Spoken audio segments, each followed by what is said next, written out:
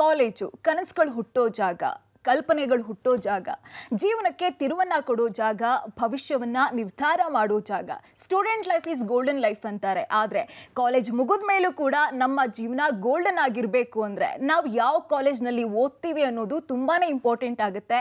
ಯಾವ ಸಬ್ಜೆಕ್ಟನ್ನು ಚೂಸ್ ಮಾಡ್ತೀವಿ ಅನ್ನೋದು ಕೂಡ ತುಂಬಾ ಇಂಪಾರ್ಟೆಂಟ್ ಆಗುತ್ತೆ. ಇಂತಹ ಕಾಲೇಜ್ನ ರೆಪ್ಯೂಟೆಡ್ ಲಿಸ್ಟ್ನಲ್ಲಿ ಇರೋದು ಅಂದರೆ East point group of institution. ಹಾಗಾದರೆ ಈ ಕಾಲೇಜ್ನ ವಿಶೇಷತೆ ಏನು, ಇಲ್ಲಿನ ಎಜುಕೇಷನ್ ಸಿಸ್ಟಮ್ ಯಾವ ರೀತಿ ಆಗಿದೆ, ಇದೆಲ್ಲದರ ಬಗ್ಗೆ ಡೀಟೇಲ್ ಕೊಡೋದಕ್ಕೆ ನಮ್ಮ ಜೊತೆಗೆ ಇವತ್ತು ಈ ಕಾಲೇಜ್ನ ಪ್ರೊಫೆಸರ್ ಹಾಗೂ ಡೈರೆಕ್ಟರ್ ಆಗಿರುವಂತಹ ಡಾಕ್ಟರ್ ಅಶೋಕ್ ಹೆರೂರ್ ಅವರು ನಮ್ಮ ಕಾರ್ಯಕ್ರಮಕ್ಕೆ ಜಾಯ್ನ್ ಆಗ್ತಿದ್ದಾರೆ. ಬನ್ನಿ ಅವ್ರನ್ನ ಕಾರ್ಯಕ್ರಮಕ್ಕೆ ವೆಲ್ಕಮ್ ಮಾಡೋಣ.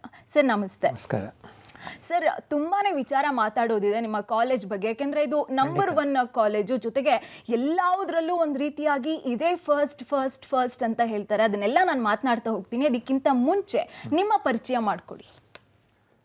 ಎಲ್ಲರಿಗೆ ನಮಸ್ಕಾರ. ನನ್ನ ಮೂಲ ಊರು ಗುಲ್ಬರ್ಗ, ಕಲಬುರಗಿ. ಅಲ್ಲಿ ಎಲ್ಲ ಸ್ಟಾರ್ಟಿಂಗ್ ಎಲ್ಲ ಎಜುಕೇಷನ್ ಆಯಿತು. ಆಮೇಲೆ US ಹೋದೆ, ಅಲ್ಲಿ ಎಜುಕೇಷನ್ ಆಯಿತು. ಸಿಂಗಾಪುರಲ್ಲಿ ವರ್ಕ್ ಮಾಡಿದೆ.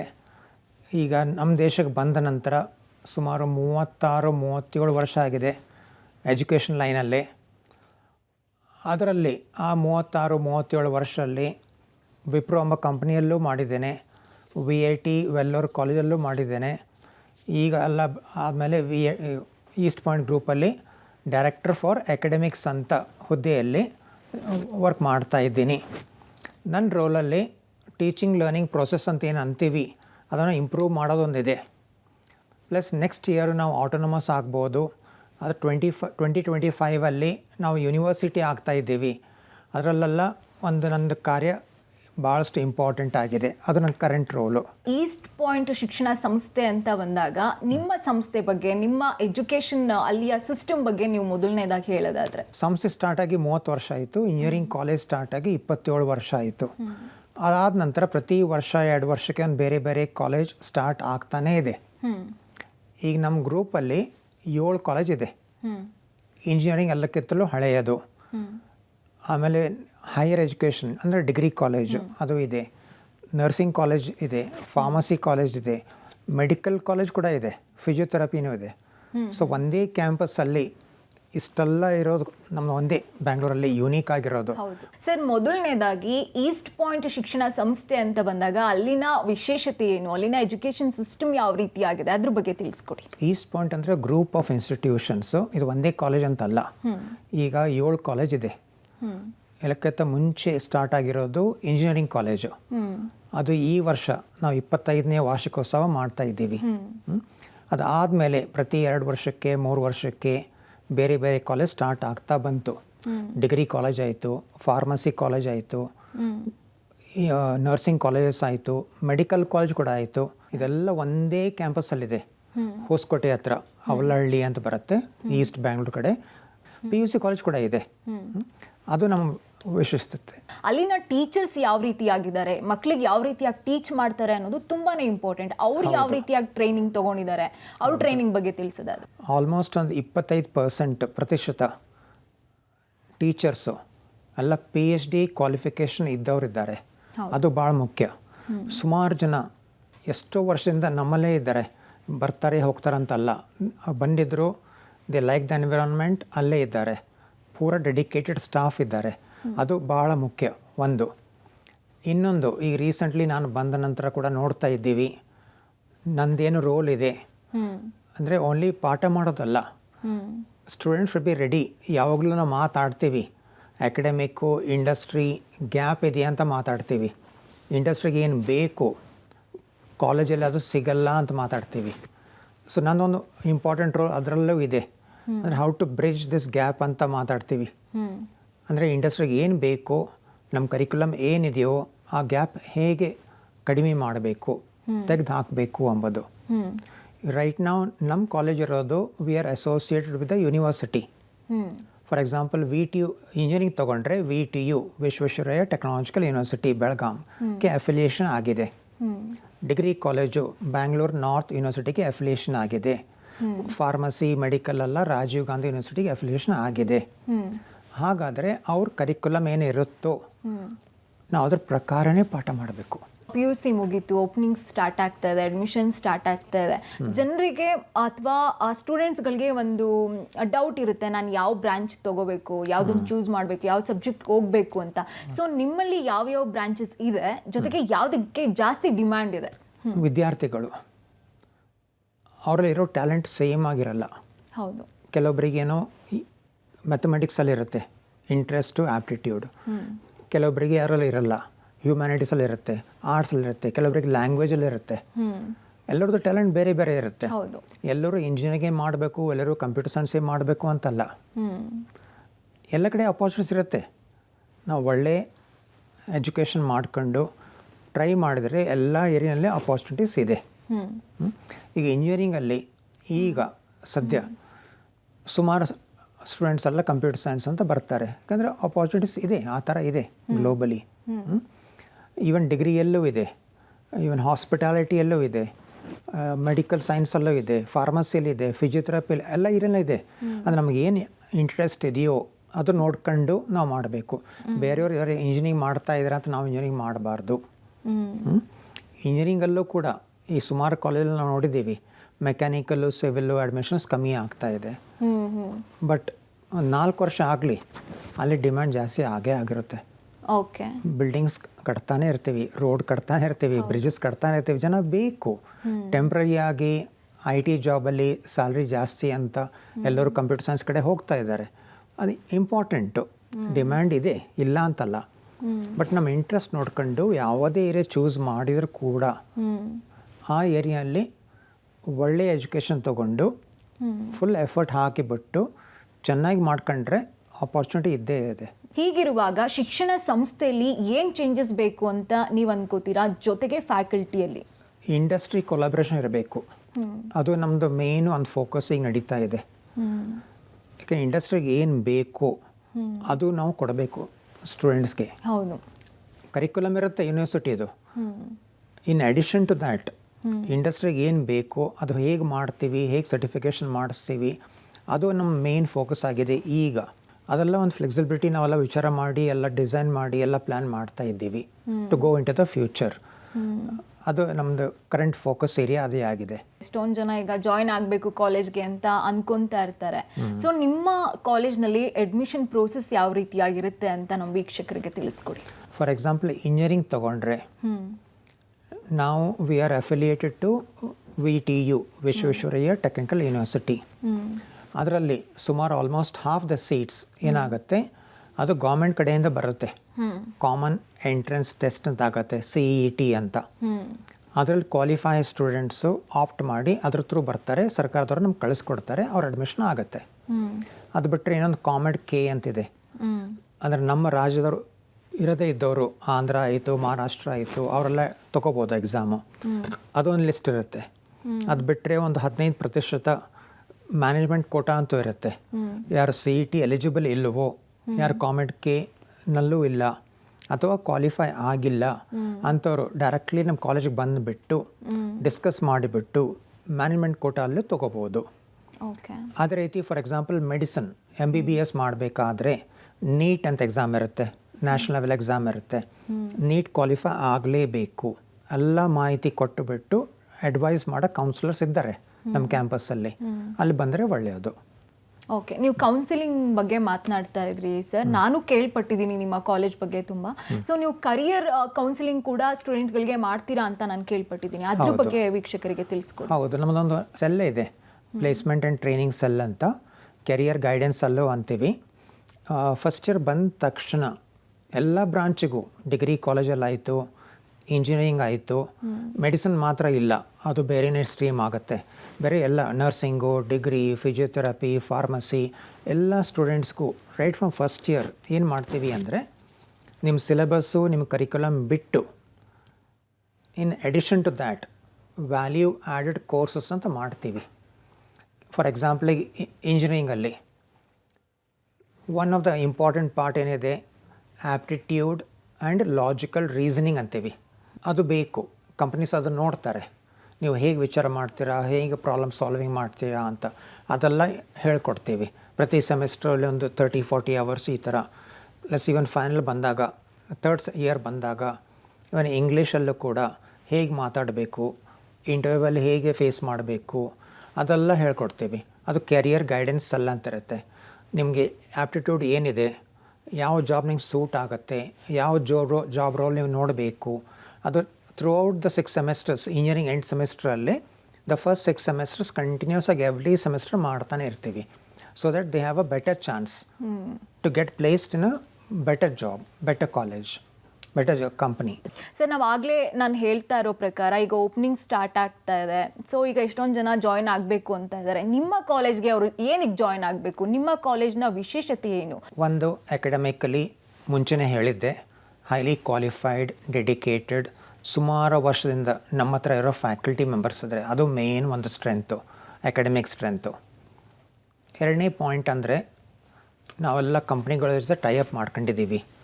ದೊಡ್ಡ ದೊಡ್ಡ company, Amazon, IBM, sales force, UiPath, ಅವ್ರಿಗೇನು ಬೇಕು ಅಂಥದ್ದೆಲ್ಲ ತಿಳ್ಕೊಂಡು ಅದು ಕೂಡ ಬಿಯಾಂಡ್ ಸಿಲೆಬಸ್ ಅದು ಕೂಡ ನಾವೆಲ್ಲ ಮಾಡಿಸ್ತೀವಿ, ಸರ್ಟಿಫಿಕೇಷನ್ ಮಾಡಿಸ್ತೀವಿ. ಅಂದರೆ ಎಂಪ್ಲಾಯ್ಮೆಂಟ್ ಕಡೆ ಇದು ಎಲ್ಲ ಅಕಾಡೆಮಿಕ್ ಆಯಿತು, ಎಂಪ್ಲಾಯ್ಮೆಂಟ್ ಆಯಿತು. ಇನ್ ಅಡಿಷನ್ ಟು ದ್ಯಾಟ್ ನಮ್ಮದು ವಾಸ್ಟ್ ಕ್ಯಾಂಪಸ್ ಇದೆ. ಆ ಕ್ಯಾಂಪಸ್ಸಲ್ಲಿ ಫೆಸಿಲಿಟೀಸ್ ಕೂಡ ಸುಮಾರಿದೆ. ಫಸ್ಟ್ ಆ್ಯಂಡ್ ಫಾರ್ಮೋಸ್ಟ್ ಬೇರೆ ಕಡೆ ಬರಬೇಕಾದ್ರೆ ಎಲ್ಲ ತಂದೆ ತಾಯಿಗೆ ಫಸ್ಟ್ ಒಂದು ಇರೋದು ನಮ್ಮ ಮಕ್ಕಳ ಸೆಕ್ಯೂರಿಟಿ. ಸುಮಾರು ಜನ ಹಾಸ್ಟೆಲಲ್ಲಿ ಇರ್ತಾರೆ, ಅವರಿಗೆ ಮುಖ್ಯ. ಎಲ್ಲ ತಂದೆ ತಾಯಿಗೆ ಇದು ಚಿಂತೆ ಇದ್ದೇ ಇರುತ್ತೆ, ನಮ್ಮ ಮಕ್ಕಳು ಹೋದಾಗ ಸೆಕ್ಯೂರಿಟಿ ಹೆಂಗಿರುತ್ತೆ ಅಂತ. ಭಾಳ ಹೈಲಿ ಸೆಕ್ಯೂರ್ಡು, ಕಂಫರ್ಟೇಬಲ್ಲು ಹಾಸ್ಟೆಲ್ಸ್ ಇದೆ. ಅದಾಗಿ ಎಲ್ಲ ಫೆಸಿಲಿಟೀಸ್, ಈಗ ಮಕ್ಕಳಿಗೆಲ್ಲ ಆಟಕ್ಕೆ ಒಂದು ಸ್ಪೋರ್ಟ್ಸ್ ಫೆಸಿಲಿಟೀಸ್ ಇದೆ. ನಮ್ಮಲ್ಲಿ ಕಲ್ಚರಲ್ ಫೆಸ್ಟಿವಲ್ಸ್ ಮಾಡ್ತಿರ್ತೀವಿ. ಎಲ್ಲ ಡಿಪಾರ್ಟ್ಮೆಂಟಲ್ಲೂ ಕೂಡ, ಕಾಲೇಜ್ ಬಿಟ್ಟಾಕಿ ಈವನ್ ಡಿಪಾರ್ಟ್ಮೆಂಟಲ್ಲೂ ಕೂಡ ಒಂದು ಕ್ಲಬ್ ಅಂತಿರುತ್ತೆ. ಕಲ್ಚರಲ್ ಕ್ಲಬ್ ಆಗಿರ್ಬೋದು, ರೀಡಿಂಗ್ ಕ್ಲಬ್ ಆಗಿರ್ಬೋದು, ಸುಮಾರು ಕ್ಲಬ್ಸ್ ಇದೆ. ಅಂದರೆ ಅವ್ರಿಗೊಂದು ಆ್ಯಕ್ಟಿವಿಟಿ, ಬರೀ ಓದು ಅಂದರೆ ಮಕ್ಕಳಿಗೆ ಇದಾಗಲ್ಲ, ಎಲ್ಲ ಥರ ಒಂದು ಆ್ಯಕ್ಟಿವಿಟಿನೂ ಇರಬೇಕು. ಮೊನ್ನೆ ತಾನೇ May 3rd, 4th, 5th 3 ದಿನ ಸಂಸ್ಕೃತಿ ಅಂತ ಭಾಳ ದೊಡ್ಡ ಪ್ರಮಾಣದಲ್ಲಿ ಒಂದು ಕಲ್ಚರಲ್ ಫೆಸ್ಟ್ ಆಯಿತು. ಸುಮಾರು ಜನ ಬೇರೆ ಬೇರೆ ಕಡೆಯಿಂದೆಲ್ಲ ಬಂದಿದ್ದರು.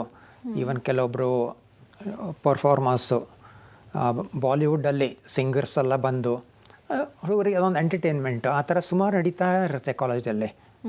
ಅಕಾಡೆಮಿಕ್ಸು ಇದೆ, ಇಂಡಸ್ಟ್ರಿ ಕೊಲಾಬ್ರೇಷನ್ ಇದೆ, ಕಲ್ಚರಲ್ ಇವೆಂಟ್ಸ್ ಇದೆ. ಎಲ್ಲಕ್ಕಿಂತ ಜಾಸ್ತಿಯಾಗಿ ಮಕ್ಕಳಿಗೆ ಒಂದು ಸೆಕ್ಯೂರ್ ಎನ್ವಿರಾನ್ಮೆಂಟ್ ಇದೆ ವಿದಿನ್ ದ ಕ್ಯಾಂಪಸ್. ಹೊರಗೆ ಹೋಗೋದೇ ಬೇಕಿಲ್ಲ, ಏನಿದ್ರು ಎಲ್ಲ ಅಲ್ಲೇ ಇದೆ. ಒಳ್ಳೆ ಹಾಸ್ಟೆಲ್ಸ್ ಇದೆ, ಮೆಸ್ ಇದೆ, ಪ್ರತಿಯೊಂದು ಏನು ಬೇಕು ಅಂಬೋದು for a comfortable stay and study ಎಲ್ಲ ನಮ್ಮ ಕ್ಯಾಂಪಸ್ಸಲ್ಲೇ ಮಾಡಿಕೊಟ್ಟಿದ್ದೀವಿ. ಅದು ಇಂಪಾರ್ಟೆಂಟು. ನಾವು ಬೇರೆ ಬೇರೆ ಆಕ್ಟಿವಿಟೀಸನ್ನು ಕೂಡ ನಮ್ಮ ಕಾಲೇಜಲ್ಲಿ ನಾವು ಮಾಡಿಸ್ತೀವಿ ಅಂತ. ಇವಾಗಿನ ಪೇರೆಂಟ್ಸ್ ಯಾವ ರೀತಿಯಾಗಿದ್ದಾರೆ ಅಂದರೆ, ಎಜುಕೇಷನ್ ಜೊತೆಗೆ ಈಗ ಸ್ಪೋರ್ಟ್ಸ್ ಆಗಿರ್ಬೋದು, ಡ್ಯಾನ್ಸ್ ಆಗಿರ್ಬೋದು, ಇದು ಕೂಡ ತುಂಬ ಇಂಪಾರ್ಟೆಂಟ್, ಅದರಲ್ಲೂ ನಮ್ಮ ಮಕ್ಕಳು ಬೆಳಿಬೇಕು ಅಂತ ಹೇಳ್ತಾರೆ. ಸೊ ನೀವು ಸ್ಪೋರ್ಟ್ಸಿಗೆ ಯಾವ ರೀತಿಯಾಗಿ ಅಲ್ಲಿ ಇಂಪಾರ್ಟೆನ್ಸ್ ಕೊಡ್ತೀರಾ? ಜೊತೆಗೆ ಡ್ಯಾನ್ಸ್ ಆಗಿರ್ಬೋದು, ಕರಾಟೆ ಆಗಿರ್ಬೋದು, ಈಗಿನ ಹೆಣ್ಮಕ್ಳಿಗೆ ಕರಾಟೆ ಎಲ್ಲ ತುಂಬಾ ಇಂಪಾರ್ಟೆಂಟ್ ಈ ಜನ್ರೇಷನ್ಗೆ. ಸೊ ಅದ್ರ ಬಗ್ಗೆ ಏನಾದರೂ ಇದೆಯಾ ನಿಮ್ಮ ಫೆಸಿಲಿಟೀಸ್ ನಿಮ್ಮ ಕಾಲೇಜಲ್ಲಿ ಅಂತ? ಹೌದು, ನಮ್ಮಲ್ಲಿ ಫುಲ್ ಟೈಮ್ ಸ್ಪೋರ್ಟ್ಸ್ ಇನ್ಸ್ಟ್ರಕ್ಟರ್ಸ್ ಇದ್ದಾರೆ, ಡ್ಯಾನ್ಸ್ ಇನ್ಸ್ಟ್ರಕ್ಟರ್ಸ್ ಇದ್ದಾರೆ. ಇವನೊಬ್ಬರು ಯೋಗ ಸರ್ಟಿಫೈಡ್ ಇನ್ಸ್ಟ್ರಕ್ಟರ್ ಇದ್ದಾರೆ. ಅವರೊಬ್ಬರು ಸೀನಿಯರ್ ಸಿವಿಲ್ ಇಂಜಿನಿಯರಿಂಗಲ್ಲಿ ಪ್ರೊಫೆಸರ್ ಆಗಿದ್ದಾರೆ. ಅವರು ಯೋಗ ಸರ್ಟಿಫೈಡು, ಯೋಗ ಕೂಡ ಹೇಳ್ಕೊಡ್ತಾರೆ. NCC ಕೂಡ ಇದೆ, NSS ನ್ಯಾಷನಲ್ ಸರ್ವಿಸ್ ಅದು ಕೂಡ ಇದೆ. ಪ್ರತಿಯೊಂದು ವಿಭಾಗ ಇದೆ. ಪಕ್ಕದ ಹಳ್ಳಿಗೆ ಹೋಗಿಬಿಟ್ಟು ಅಲ್ಲಿ ಒಂದು ಆ್ಯಕ್ಟಿವಿಟಿ ಮಾಡಿಕೊಂಡು ಎಲ್ಲ ಥರ ಇದೆ. ಓನ್ಲಿ ಸ್ಪೋರ್ಟ್ಸು, ಡ್ಯಾನ್ಸು, ಮ್ಯೂಸಿಕ್ ಅಷ್ಟೇ ಅಲ್ಲ, ಈವನ್ ಹೇಳಿದ ಪ್ರಕಾರ NCC, NSS ಪ್ರತಿಯೊಂದು ಇದೆ, ಕ್ಯಾಂಪಸ್ಸಲ್ಲೇ ಇದೆ. ನಾವೆಲ್ಲ ಆರ್ಗನೈಸ್ ಮಾಡ್ತೀವಿ. ಅದು ದೊಡ್ಡ ಮಟ್ಟದಲ್ಲಿ ಬೆಳೆದಿರುವಾಗ ನೀವು ಫ್ಯೂಚರ್ ಪ್ಲಾನ್ ಮಾಡಿರ್ತೀರಾ. ಸೊ ನಿಮ್ಮ ಸಂಸ್ಥೆಯ ಫ್ಯೂಚರ್ ಪ್ಲಾನ್ ಯಾವ ರೀತಿಯಾಗಿದೆ ಅಂತ ತಿಳಿಸ್ಕೊಡಿ. August 2024 ಇಂಜಿನಿಯರಿಂಗ್ ಕಾಲೇಜು ಆಟೋನಮಸ್ ಆಗುತ್ತೆ. ಆಟೋನಮಸ್ ಅಂದರೆ ನಮ್ಮದೇ ಒಂದು ಸಿಲೆಬಸ್ಸು, ನಮ್ಮದೇ ಒಂದು ಕರಿಕ್ಯುಲಮು ಮಾಡಬಹುದು. We don't have to depend on VTU, Visvesvaraya technological university. ಅದರಲ್ಲಿ ನಮಗೊಂದು ಫ್ಲೆಕ್ಸಿಬಿಲಿಟಿ ಸಿಗುತ್ತೆ. ಮಾರ್ಕೆಟಲ್ಲಿ ಏನು ಡಿಮ್ಯಾಂಡ್ ಇದೆ ಆ ಕೋರ್ಸಸ್ ನಾವು ಇಂಟ್ರೊಡ್ಯೂಸ್ ಮಾಡ್ಬೋದು, ನಾವೇ ಎಕ್ಸಾಮ್ ಕಂಡಕ್ಟ್ ಮಾಡ್ಬೋದು. ಅದೊಂದು ಬೆನಿಫಿಟ್ಟು. ಈಗ ಆಲ್ರೆಡಿ ನಾವು ಈವನ್ ಅಪ್ಲೈ ಮಾಡಿದ್ದೀವಿ. ಯಾವಾಗ 2025ಗೋಸ್ಕರ ಯೂನಿವರ್ಸಿಟಿ ಆಗಬೇಕು ಅಂತ. ಈಗ ಬ್ಯಾಂಗ್ಳೂರಲ್ಲಿ ಕೇಳಿರ್ಬೋದು, ಸುಮಾರು ಯೂನಿವರ್ಸಿಟೀಸು ಇದೆ. ಕ್ರೈಸ್ಟ್ ಯೂನಿವರ್ಸಿಟಿ ಅಂತ ಇದೆ ಒಂದು ಎಕ್ಸಾಂಪಲು. ಅದೇ ಥರ ನಾವು ಯೂನಿವರ್ಸಿಟಿ ಆಗ್ತೀವಿ. ಯೂನಿವರ್ಸಿಟಿ ಆದಾಗ ಓನ್ಲಿ ಇಂಜಿನಿಯರಿಂಗ್ ಮಾತ್ರ ಅಲ್ಲ, ಫಾರ್ಮಸಿ ಆಯಿತು, ನರ್ಸಿಂಗ್ ಆಯಿತು, ಮೆಡಿಕಲ್ ಕಾಲೇಜ್ ಆಯಿತು, ಎಲ್ಲ ಯೂನಿವರ್ಸಿಟಿ ನಮ್ಮ ಯೂನಿವರ್ಸಿಟಿಲೇ ಬಂದ್ಬಿಡುತ್ತೆ. ರಾಜೀವ್ ಗಾಂಧಿ ಯೂನಿವರ್ಸಿಟಿ ಇರಲ್ಲ, ಬ್ಯಾಂಗ್ಳೂರು ಯೂನಿವರ್ಸಿಟಿ ಇರಲ್ಲ, VTU ಇರಲ್ಲ. ನಮ್ಮ ಮಕ್ಕಳಿಗೆ ನಮ್ಮದೇ ಯೂನಿವರ್ಸಿಟಿ ಸರ್ಟಿಫಿಕೇಟ್ ಸಿಗುತ್ತೆ. ಆವಾಗ ಮೋರ್ ದೆನ್ ಸರ್ಟಿಫಿಕೇಟ್ ನಮಗೊಂದು ಫ್ಲೆಕ್ಸಿಬಿಲಿಟಿ ಇರುತ್ತೆ. ಏನು ಪಾಠ ಮಾಡ್ಬೋದು, ಏನು ಇಂಟ್ರೊಡ್ಯೂಸ್ ಮಾಡ್ಬೋದು. ನಾವು ಈವನ್ ಫಾರಿನ್ ಯೂನಿವರ್ಸಿಟಿ ಜೊತೆ ಟೈಅಪ್ನು ಮಾಡ್ಕೊತಾ ಇದ್ದೀವಿ. ಆಲ್ರೆಡಿ ಡಿಸ್ಕಷನ್ ಸ್ಟಾರ್ಟ್ ಆಗಿದೆ. ಅಲ್ಲಿನ ಪ್ರೊಫೆಸರ್ಸ್ ಬಂದು ಇಲ್ಲಿ ಪಾಠ ಮಾಡ್ಬೋದು. ನಮ್ಮ ಮಕ್ಕಳು ಅಲ್ಲಿ ಹೋಗಿನೂ ಪಾಠ ಕಲ್ತು ಬರ್ಬೋದು. 1 ಸೆಮೆಸ್ಟರ್ ಆಯಿತು, 2 ಸೆಮೆಸ್ಟರ್ ಆಯಿತು, ಆ ಥರ ಟಾಪ್ ಇನ್ ದ ವರ್ಲ್ಡ್ ಅವ್ರ ಜೊತೆ ಟೈಅಪ್ ಮಾಡ್ಕೋಬೋದು. ಅದೊಂದು ಅದೊಂದು ವಿಷಯ ನಾವು ವಿಚಾರ ಮಾಡ್ತಾ ಇದ್ದೀವಿ. ಸೊ ಮೇನ್ ಫೋಕಸ್ ಅಂದರೆ ಕರಿಕ್ಯುಲಮ್ ಚೇಂಜ್ ಆಗೋದು. 2 ಇಂಡಸ್ಟ್ರಿ ಟೈಅಪ್ಸು. 3 ಇಂಟರ್ನ್ಯಾಷನಲ್ ಕೊಲಾಬರೇಷನು. ಇವು 3 ಮಾಡ್ಕೋಬೋದು ಯಾವಾಗ ನಾವು ಯೂನಿವರ್ಸಿಟಿ ಆದಾಗ 2025 ಬಟ್ ಅದೆಲ್ಲ ಆಲ್ರೆಡಿ ನಾವು ಈಗೇ ಪ್ಲ್ಯಾನ್ ಮಾಡ್ತಾ ಇದ್ದೀವಿ. ಆ ಡೈರೆಕ್ಷನಲ್ಲಿ ಹೇಗೆ ಹೋಗೋದು, ಯೂನಿವರ್ಸಿಟಿ ಆದಾಗ ಏನು ಮಾಡಬೇಕು, ಅದೆಲ್ಲ ಗ್ರೌಂಡ್ ವರ್ಕ್ ರೆಡಿ ಆಗಿದೆ. ಅದೆಲ್ಲ ಮಾಡ್ತಾ ಇದ್ದೀವಿ. ಸರ್, ಈಗ ಎಜುಕೇಶನ್ ಮುಗ್ದೋಯ್ತು, ಇಂಜಿನಿಯರಿಂಗ್ ಮುಗಿಸ್ಬಿಟ್ರು, ವಾಟ್ ನೆಕ್ಸ್ಟ್ ಅನ್ನೋದಿರುತ್ತೆ. ಜಾಬ್ ನೋಡ್ತಾ ಇರ್ತಾರೆ. ಅಂದರೆ ಒಂದೊಳ್ಳೆ ಕಂಪನಿನಲ್ಲಿ ನನಗೆ ಜಾಬ್ ಸಿಗ್ತಾ ಇಲ್ಲ ಅನ್ನೋ ಬೇಜಾರು ಕೂಡ ಇರುತ್ತೆ. ಆದರೆ ನಾನು ಕೇಳ್ಪಟ್ಟಿರೋದು ಏನು ಅಂದರೆ, ನಿಮ್ಮ ಶಿಕ್ಷಣ ಸಂಸ್ಥೆಯಲ್ಲಿ ಅಲ್ಲೇ ಉದ್ಯೋಗ ಮೇಳವನ್ನ ಮಾಡ್ತೀರಾ, ಅಲ್ಲೇ ಜಾಬ್ ಫೇರ್ ನಡೆಯುತ್ತೆ ಅಂತ. ಸೊ ಈ ಫೆಸಿಲಿಟೀಸ್ ಕೂಡ ವಿದ್ಯಾರ್ಥಿಗಳಿಗೆ ಹೆಲ್ಪ್ ಆಗುತ್ತೆ. ಇದನ್ನ ಈ ಬಗ್ಗೆ ತಿಳಿಸ್ಕೊಡೋದಾದ್ರೆ, ಈ ಕಂಪ್ನಿಗೆ ಏನು ಬೇಕು ಅಂತ ಟ್ರೈನಿಂಗ್ ಮಾಡ್ತಾ ಇರ್ತೀವಿ. ಫಸ್ಟ್ ಸೆಮೆಸ್ಟ್ರಿಂದ 6th ಸೆಮೆಸ್ಟ್ರ್ವರೆಗೆ ಟ್ರೈನಿಂಗ್ ಮಾಡ್ತೀವಿ. ಅದು ಬಿಯಾಂಡ್ ಕರಿಕ್ಯುಲಮ್. ಟೆಕ್ನಿಕಲ್ ನಾಲೆಜ್ ಒಂದು ಪಾರ್ಟು. ಟೆಕ್ನಿಕಲ್ ಬಿಟ್ಟು for example problem solving skills ಅಂತಾರೆ, ಕಮ್ಯುನಿಕೇಷನ್ ಸ್ಕಿಲ್ಸ್ ಅಂತಾರೆ. ಸುಮಾರು ಹುಡುಗರು ಬ್ಯಾಕ್ಗ್ರೌಂಡ್ ಇಂಗ್ಲೀಷ್ ಮಾಧ್ಯಮದಲ್ಲಿ ಓದಿರಲ್ಲ, ಓದಿದರೂ ಕೂಡ ಅಷ್ಟು ಫ್ಲೂಯೆಂಟ್ ಆಗಿರಲ್ಲ. ಕಂಪ್ನೀಸ್ಗೇನೋ ಬೇಕಾಗತ್ತೆ ಇಂಗ್ಲೀಷ್ ಇಸ್ ಅ ಮೀಡಿಯಮ್ ಅಂಥದ್ದೆಲ್ಲ ಹೇಳ್ಕೊಡ್ತೀವಿ, ಪ್ರಿಪೇರ್ ಮಾಡ್ತೀವಿ ಅವರಿಗೆ. ಅದು ಆಗದೇ ಇದ್ದರೂ ಕೂಡ ನಾವು ಎಲ್ಲ ಕಂಪ್ನಿಗೆ ಜೊತೆ ಟೈಅಪ್ ಮಾಡಿದ್ದೀವಲ್ಲ, ಸೇಲ್ಸ್ ಫೋರ್ಸ್ ಆಯಿತು, ಅಮೆಝನ್ ಆಯಿತು, UiPath ಆಯಿತು, IBM ಆಯಿತು, ಅವ್ರ ಜೊತೆ ನಾವಿಲ್ಲಿ ನಮ್ಮ ಕಾಲೇಜ್ ಕರೆಸಿಬಿಟ್ಟು ಕ್ಯಾಂಪಸ್ ಫೇರ್ ಮಾಡಿಸ್ಬಿಟ್ಟು ಸೆಲೆಕ್ಷನ್ ಆಗುತ್ತೆ. ಒಳ್ಳೆ ರೆಕಾರ್ಡ್ ಇದೆ, ಪ್ಲೇಸ್ಮೆಂಟ್ ರೆಕಾರ್ಡ್ ಚೆನ್ನಾಗಿದೆ, ಅದೆಲ್ಲ ಮಾಡಿಸ್ತೀವಿ. ನೋಡ್ತಾ ಇರ್ತಾರೆ ವೀಕ್ಷಕರು. ಬಟ್ ಅವ್ರಿಗೊಂದು ಡೌಟ್ ಇರುತ್ತೆ, ನಿಮ್ಮ ಕಾಲೇಜಿಗೆ ಜಾಯ್ನ್ ಆಗಬೇಕು ಅನ್ನೋ ಥರ ಇರುತ್ತೆ. ಬಟ್ ಅವ್ರು ಏನು ಯೋಚನೆ ಮಾಡ್ತಾ ಇರ್ತಾರೆ ಅಂದರೆ, ನನ್ನ ಮಕ್ಕಳು ಇಷ್ಟೇ ಸ್ಕೋರ್ ಮಾಡಿದ್ದಾರೆ, ಕಮ್ಮಿ ಸ್ಕೋರ್ ಮಾಡಿದ್ದಾರೆ, ಈ ಕಾಲೇಜಲ್ಲಿ ಏನಾದರೂ ಅಡ್ಮಿಷನ್ ತೊಗೋಬೇಕು ಅಂದರೆ ಇಷ್ಟು ನಂಬರ್ಸ್ ಏನಾದರೂ ಸ್ಕೋರ್ ಮಾಡಿರಬೇಕಾ ಅನ್ನೋ ಡೌಟ್ ಕೂಡ ಇರುತ್ತೆ. ಸೊ ಅದ್ರ ಬಗ್ಗೆ ತಿಳಿಸ್ಕೊಡೋದಾದ್ರೆ, ಕಾಲೇಜಿಗೆ ಬೇರೆ ಬೇರೆ ಸ್ಟ್ಯಾಂಡರ್ಡ್ಸ್ ಇದೆ. ಜಾಯ್ನ್ ಆಗೋ ಅಡ್ಮಿಷನ್ ಕ್ರೈಟೀರಿಯಾ ಬೇರೆ ಇರುತ್ತೆ. ಫಾರ್ ಎಕ್ಸಾಂಪಲ್ ಇಂಜಿನಿಯರಿಂಗ್ ಹೇಳಬೇಕು ಅಂದರೆ, ನೀವು ಲಾಸ್ಟ್ ಇಯರ್ದು CET ಕಟ್ ಆಫ್ ನೋಡ್ಬೋದು, CET ಮಾರ್ಕ್ಸ್ ನೋಡ್ಬೋದು, ನಿಮ್ಮ CET ಸ್ಕೋರ್ ಎಷ್ಟಿದೆ ನೋಡ್ಬೋದು. ಅದನ್ನ ನೋಡಿದ್ರೆ ಒಂದು ಐಡಿಯಾ ಬರುತ್ತೆ ನಮ್ಮ ಕಾಲೇಜಲ್ಲಿ ನಿಮಗೆ ಅಡ್ಮಿಷನ್ ಆಗುತ್ತೋ ಇಲ್ವಾ ಅಂತ. ಕೆಲವೊಬ್ಬರು ಕಾಮೆಡ್ಗೆ ಕ್ಯಾಂಡಿಡೇಟ್ಸ್ ಇರ್ತಾರೆ, ಬೇರೆ ರಾಜ್ಯದವರು. ಅವ್ರು ಕಾಮೆಡ್ಗೆ ಕಟ್ ಆಫ್ ನೋಡ್ಕೊಂಡು ಅವ್ರಿಗೊಂದು ಐಡಿಯಾ ಬರುತ್ತೆ ಈ ಕಾಲೇಜಲ್ಲಿ ಸಿಗುತ್ತಾ ಇಲ್ಲ ಅಂತ. ಅದು ಎರಡೂ ಆಗಲಿಲ್ಲ ಅಂತಂದರೆ ಕಾಲೇಜ್ ಬಂದುಬಿಟ್ರೆ ಕೆಲವೊಂದು ಮ್ಯಾನೇಜ್ಮೆಂಟ್ ಕೋಟಾ ಅಂತೂ ಇರುತ್ತೆ, ಅದು ನಮ್ಮ ಡಿಸ್ಕ್ರಿಪ್ಷನ್ ಇರುತ್ತೆ, ಅದರಲ್ಲೂ ತೊಗೋಬೋದು. ಡಿಸ್ಕಸ್ ಮಾಡಿ ಅದೆಲ್ಲ ಇವ್ಯಾಲ್ಯೂಯೇಟ್ ಮಾಡ್ತಾರೆ, ಮಾಡ್ಕೊಂಡು ಡಿಸ್ಕಸ್ ಮಾಡಿ ಡೈರೆಕ್ಟ್ಲಿ ಕಾಲೇಜಲ್ಲಿ ಅಡ್ಮಿಷನ್ ಕೊಡ್ತಾರೆ. ಅದು ಕ್ರೈಟೀರಿಯಲ್ ತೊಗೋಬೋದು. ಸರ್, ನಾನು ಕೇಳ್ಪಟ್ಟಿರೋ ಥರ ಕೇವಲ ಕರ್ನಾಟಕ ಮಾತ್ರ ಅಲ್ಲ, ಪಕ್ಕದ ಸ್ಟೇಟ್ಗಳಿಂದನೂ ಕೂಡ ನಿಮ್ಮ ಕಾಲೇಜಿಗೆ ಬರ್ತಾರೆ ಅನ್ನೋ ಮಾಹಿತಿ ಇದೆ. ಅದ್ರ ಬಗ್ಗೆ ತಿಳಿಸ್ಕೊಡೋದಾದ್ರೆ. ಇಲ್ಲ, ಸುಮಾರು ಜನ ಬರ್ತಾರೆ. ಇಂಜಿನಿಯರಿಂಗಲ್ಲಿ ತೊಗೊಂಡ್ರೆ ಆಂಧ್ರದವರು ಸುಮಾರು ಜನ ಇರ್ತಾರೆ. ನಮ್ದಿರೋದು ಹೊಸಕೋಟೆ ಕಡೆ ಕಾಲೇಜು, ಬಾರ್ಡ್ರಿಂಗ್ ಏರಿಯಾಸ್ ಎಲ್ಲ ಆಂಧ್ರದವ್ರು ಬರ್ತಾರೆ. ಕೆಲವೊಬ್ಬರು ನಾರ್ತ್ದವ್ರು ಕೂಡ ಬರ್ತಾರೆ, ನಾರ್ತ್ ಈಸ್ಟಿಂದ ಬರ್ತಾರೆ. ಅಂದರೆ ಅದೆಲ್ಲ ತ್ರಿಪುರ, ಅರುಣಾಚಲ್ ಪ್ರದೇಶ, ಮಹಾರಾಷ್ಟ್ರದಿಂದ ಬರ್ತಾರೆ. ನರ್ಸಿಂಗ್ ಕಾಲೇಜ್ ತೊಗೊಂಡ್ರೆ ಎಲ್ಲ ಕಡೆಯಿಂದ ಬರ್ತಾರೆ, ಡಿಪೆಂಡಿಂಗ್ ಆನ್ ದ ಕಾಲೇಜ್. ಬೇರೆ ಬೇರೆ ಕಡೆ ಮೆಡಿಕಲ್ ಅಂದ್ರೆ ಥ್ರೂ ಔಟ್ ದ ಕಂಟ್ರಿ ಬರ್ತಾರೆ. ಮೆಡಿಕಲ್ಗೆ ಏನು ರೆಸ್ಟ್ರಿಕ್ಷನೇ ಇಲ್ಲ. ಓನ್ಲಿ ಇಂಜಿನಿಯರಿಂಗ್ ಅಂದರೆ ಇಲ್ಲಿ ಮಹಾರಾಷ್ಟ್ರ, ಆಂಧ್ರ ಕಡೆ ಬರ್ತಾರೆ. ಕೆಲವೊಬ್ರು ನಾರ್ತ್ ಈಸ್ಟ್ ಬರ್ತಾರೆ.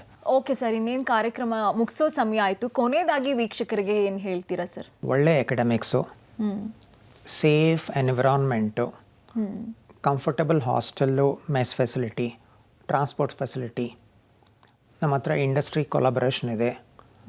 ಪ್ಲೇಸ್ಮೆಂಟ್ ಆ್ಯಂಡ್ ಟ್ರೈನಿಂಗ್ಗೋಸ್ಕರ ಎಲ್ಲ ಎಫರ್ಟ್ ಹಾಕ್ತೀವಿ. ಅಂದರೆ ಎಂಪ್ಲಾಯ್ಮೆಂಟ್ ಆಗಬೇಕು, ಒಳ್ಳೆ ಎಂಪ್ಲಾಯ್ಮೆಂಟ್ ಆಗಬೇಕು ಅಂತ. ಪ್ಲಸ್ ನೆಕ್ಸ್ಟ್ 2 ಇಯರ್ಸಲ್ಲಿ ಯೂನಿವರ್ಸಿಟಿಗೋಸ್ಕರ ಟ್ರೈ ಮಾಡ್ತಾ ಇದ್ದೀವಿ. ಆದಾಗ will also have a lot of international tie-up, ಒಳ್ಳೆ ಫಾರಿನ್ ಯೂನಿವರ್ಸಿಟಿ ಜೊತೆ ಟೈಅಪ್ ಮಾಡ್ಕೊಂಡಿರ್ತೀವಿ. ನಮ್ಮದು ಫುಲ್ ಬ್ರ್ಯಾಂಡ್ ನೇಮೇ ಚೇಂಜ್ ಆಗುತ್ತೆ ಆವಾಗ. ಸೊ ಓವರಾಲ್ ಆ್ಯಂಡ್ ಮಕ್ಕಳು ಬಂದಾಗ ವಿ ಡೂ ಎವ್ರಿಥಿಂಗ್ ಪಾಸಿಬಲ್. ಅವ್ರಿಗೊಂದು ಒಳ್ಳೆ ಕೆರಿಯರ್ ಆಗಬೇಕು, ಕಂಫರ್ಟಬಲ್ ಸ್ಟೇ ಆಗಬೇಕು, ಸೆಕ್ಯೂರ್ ಎನ್ವಿರಾನ್ಮೆಂಟ್ ಇರಬೇಕು. ಇದೆಲ್ಲ ನಾವು ಮಾಡ್ಕೊಂಡು ನೋಡಿ ಸಪೋರ್ಟ್ ಮಾಡಿ ಹೆಲ್ಪ್ ಮಾಡ್ತೀವಿ. ಸರ್, ಆಗಲೇ ನೀವು ಹೇಳ್ದಾಗೆ PUC ಮುಗಿದ ಮೇಲೆ ತುಂಬಾ ಇಂಪಾರ್ಟೆಂಟ್ ನಾನು ಯಾವ ಕಾಲೇಜಿಗೆ ಜಾಯಿನ್ ಆಗ್ತೀನಿ, ಯಾವ ಕೋರ್ಸನ್ನು ನಾನು ಮಾಡ್ತೀನಿ ಅನ್ನೋದು. ಸೊ ಈ ಟೈಮಲ್ಲಿ ಈಗ ಓಪನಿಂಗ್ ಸ್ಟಾರ್ಟ್ ಆಗಿರೋ ಈ ಟೈಮ್ನಲ್ಲಿ ನೀವು ಕರೆಕ್ಟ್ ಟೈಮಿಗೆ ನಮ್ಮ ಕಾರ್ಯಕ್ರಮಕ್ಕೆ ಜಾಯಿನ್ ಆಗಿದ್ದೀರಾ. ಸಾಕಷ್ಟು ವಿಚಾರಗಳ ಬಗ್ಗೆನೂ ಕೂಡ ನೀವು ತಿಳಿಸ್ಕೊಟ್ಟಿದ್ದೀರಾ. ಈಗ ಗೊಂದಲದಲ್ಲಿ ಇರುವಂತಹ ಪೋಷಕರಿಗೆ ಇದೊಂದು ರೀತಿಯಾಗಿ ಹೆಲ್ಪ್ ಆಯಿತು ಅಂತ ನಾನು ಭಾವಿಸ್ತಾ ಇದ್ದೀನಿ. ಕಾರ್ಯಕ್ರಮವನ್ನು ನಾನು ಮುಗಿಸ್ತಾ ಇದ್ದೀನಿ. Thank you so much sir. Thank you. ವೀಕ್ಷಕರೇ, ನೀವು ಕೂಡ ನಿಮ್ಮ ಮಕ್ಕಳನ್ನ ಯಾವುದಾದ್ರೂ ಕಾಲೇಜಿಗೆ ಜಾಯಿನ್ ಮಾಡಬೇಕು ಅನ್ನೋ ಕನ್ಫ್ಯೂಷನ್ ಅಲ್ಲಿ ಇದ್ರೆ ಬೇರೆ ಎಲ್ಲೂ ಹೋಗೋದಿಕ್ಕೆ ಹೋಗ್ಬಿಡಿ, ಇದೇ ಕಾಲೇಜಿಗೆ ಜಾಯಿನ್ ಮಾಡಿಸಿ ಅಂತ ನಾನು ಹೇಳ್ತಾ, ಈ ಕಾಲೇಜ್ಗೆ ಜಾಯಿನ್ ಆಗಬೇಕು ಅಂದ್ರೆ ಅಡ್ರೆಸ್ ಕಾರ್ಡ್ ನಮ್ಮ TV ಸ್ಕ್ರೀನ್ ನ ಮೇಲೆ ಬರ್ತಾ ಇದೆ.